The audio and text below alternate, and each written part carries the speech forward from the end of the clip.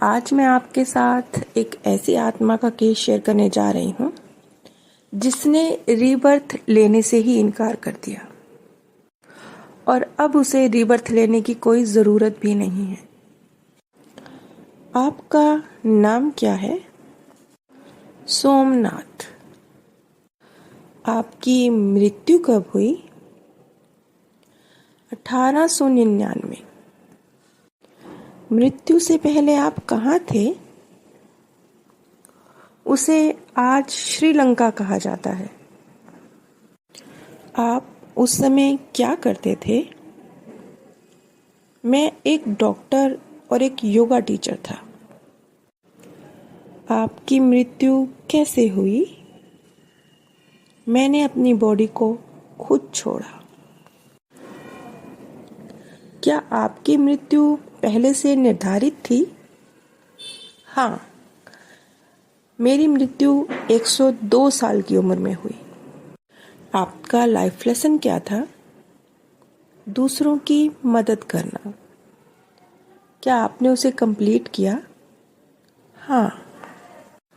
वैसे ये जो केस है ना, इससे और इस तरह के जो और भी केस हुए हैं उन पे अगर हम ध्यान देंगे तो ये भी चीज़ निकल कर आती है कि वैसे तो जो भी आपको कुदरत ने काम दिया है उसके थ्रू आप किसी न किसी तरह से समाज का कल्याण करते हैं, लेकिन जैसे जो हीलिंग से जुड़े हुए कार्य हैं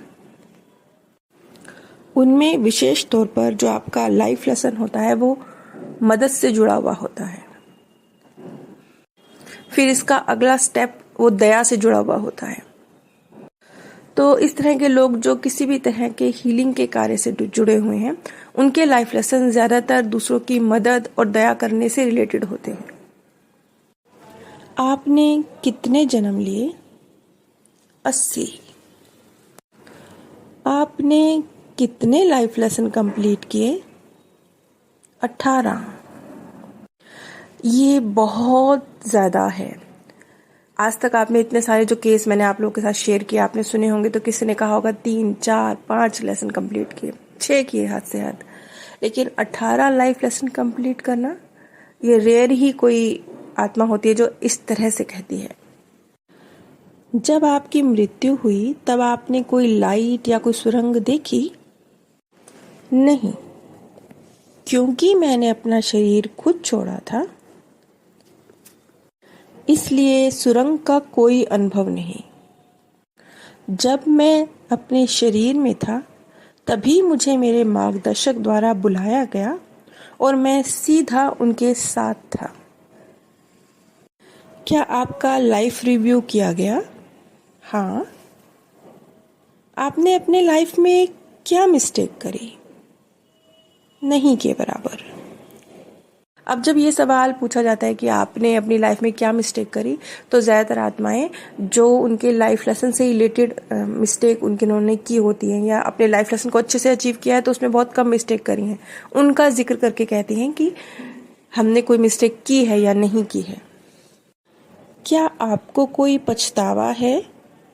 बिल्कुल नहीं। क्या आप अपनी सोल फैमिली के साथ हैं? हाँ, मैं हूँ।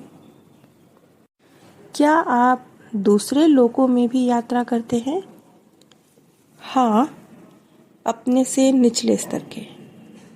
अब ये आत्मा तो खुद ही सबसे उच्च स्तरीय लोक में है तो स्वाभाविक है वो तो निम्न स्तरीय में ही यात्रा करेगी, क्योंकि उसके कंपैरिजन में तो सभी अब निम्न स्तरीय लोग ही हैं ना। आपकी सराउंडिंग्स कैसी हैं? क्या कोई म्यूजिक है? ये बहुत खूबसूरत है। हम सुप्रीम पावर के करीब हैं। सुप्रीम पावर से हमें ऊर्जा मिलती है। हम यहाँ म्यूजिकल नोट्स को फील कर सकते हैं लेकिन उसे बता नहीं सकते, ना ही धरती के किसी भी चीज़ से उसकी तुलना कर सकते हैं। आप अगला जन्म कब लेंगे? नहीं लूँगा। मैं यहाँ रहकर भी ग्रो कर सकता हूँ। मेरे मेंटर द्वारा मुझे बर्थ ना लेने की सलाह दी गई है। अगर आप जन्म नहीं लेंगे तो आप सीखेंगे कैसे? हम यहाँ भी सीख सकते हैं। प्यार और एम्पैथी ये हम यहाँ भी सीख सकते हैं। ये सबके लिए है, बिना इसके हम यहाँ रह ही नहीं सकते। आप हमें क्या सलाह देंगे? दूसरों की मदद कीजिए। याद रखिए, हम एक समान हैं। सोमनाथ का ये केस यहीं समाप्त होता है। इतने सारे केस जो अब तक हमने समझे हैं, उनमें एक जो निचोड़ निकल के आता है, वो निचोड़ है प्यार। बहुत सारी सीरीज शुरू करी गई मैंने, आत्माओं की यात्रा, आत्माओं की महायात्रा, जीवात्मा जगत के नियम, और अनीता मूरजानी की सीरीज, लॉ ऑफ वन की सीरीज, डॉक्टर नरूडा की सीरीज, इतनी सारी जो अलग अलग सीरीज हमने अब तक शुरू करी और समझी। अगर हम उन सब के निचोड़ की बात करें कि भैया सीखना क्या है, अंत में क्या है, तो मेरे विचार से अंत में सिर्फ 2 चीजें हैं। जो है, रास्ता बहुत लंबा है और बहुत सारी चीजें और बहुत सारे पड़ाव आते हैं, लेकिन अंत में अगर देखा जाए तो अंत में 2 चीजें हैं। क्योंकि जितने लाइफ लेसन होते हैं ना, उन लाइफ लेसन का जो सबसे अंत का सबसे महत्वपूर्ण लेसन होता है, वो होता है प्यार। अब आप प्यार से देखेंगे, हर चीज आपको कनेक्टेड नजर आएगी। ये दया है, भाईचारा है, अपने मन को समझना है, अपने पास्ट को भूलना है। अच्छा, डिफरेंट लाइफ लेसन होते हैं।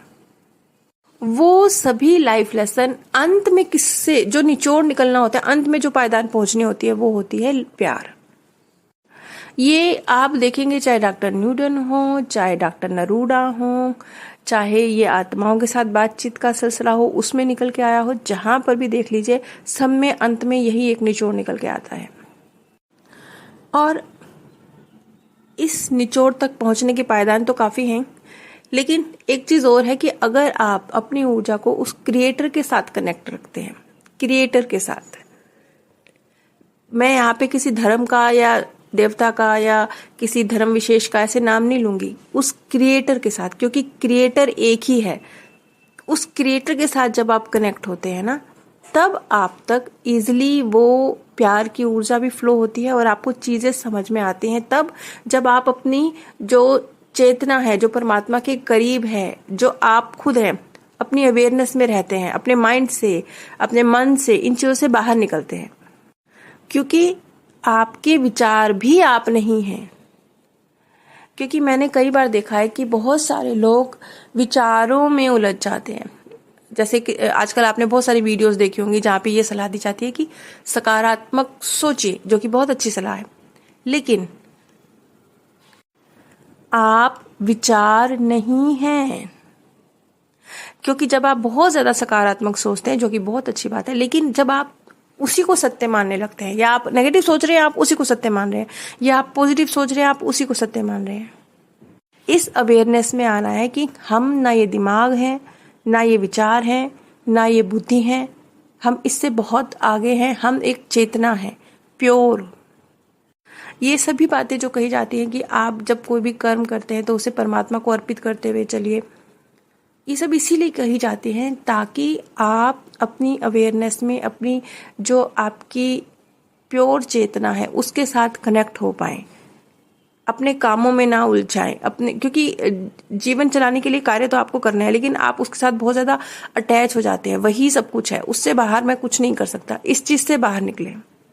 मेरी आप सभी से जितनी भी पर्सनली बातचीत होती है, मैं सभी में ये चीज नोटिस करती हूँ कि सब बहुत कम केस मेरे पास ऐसा है जिसमें मैं कह सकती हूँ कि व्यक्ति थोड़ा सा अपने आप को, अपनी चेतना के साथ जुड़ा हुआ है, अपने विचारों से अलग अपने आप को देख पा रहा है। लेकिन ज्यादातर ऐसे नहीं हो पाता। हम लोग अपने विचारों को ही हम समझ लेते हैं और उसमें ही उलझ के तकलीफ को पाते हैं। कम शब्दों में, अगर आप क्रिएटर के साथ अपने आप को कनेक्ट करते हुए, लोगों को एक समान समझते हुए, अपने हर कार्य को परमात्मा को अर्पित करते हुए चलते हैं, तो आप अपने जो अंतिम जो लाइफ लेसन है प्यार का, उसे थोड़ा ज्यादा आसानी से सीख लेते हैं। क्योंकि प्यार खत्म ही विभाजन से होता है। जब हम ये सोच लेते हैं कि ये अलग है, हम अलग हैं, इसकी शक्ल अलग है, इसका स्टेटस अलग है, इसकी भाषा अलग है, इसका देश अलग, सारे डिफरेंसेस तो यहीं से क्रिएट होते हैं। जैसे ही आपने सबको एक समान समझ लिया, वैसे ही ऑटोमेटिकली बिना किसी एफर्ट के प्यार पैदा होगा। और ये प्यार जब पैदा होगा तो ना, तो बाकी के लाइफ लेसन जितने भी हैं उन्हें अचीव करना इजी होता जाएगा। जैसे माफ करना है या पास्ट में ना रहना है, या बहुत सारे डिफरेंट होते हैं, वो सब बड़े इजीली अपने आप अचीव होते हैं। सोमनाथ का केस तो अब यहीं समाप्त होता है। अगर आप नीचे डिस्क्रिप्शन बॉक्स में दिए अमेज़ॉन लिंक से शॉपिंग करते हैं तो बिना कोई धनराशि खर्च किए भी आप इस ज्ञान कार्य में सहयोग दे सकते हैं। आप सभी पर परमात्म सौंदर्य, प्रेम और आनंद सदैव बरसता रहे। आप सभी दिव्य परम धाम में स्थान प्राप्त करें।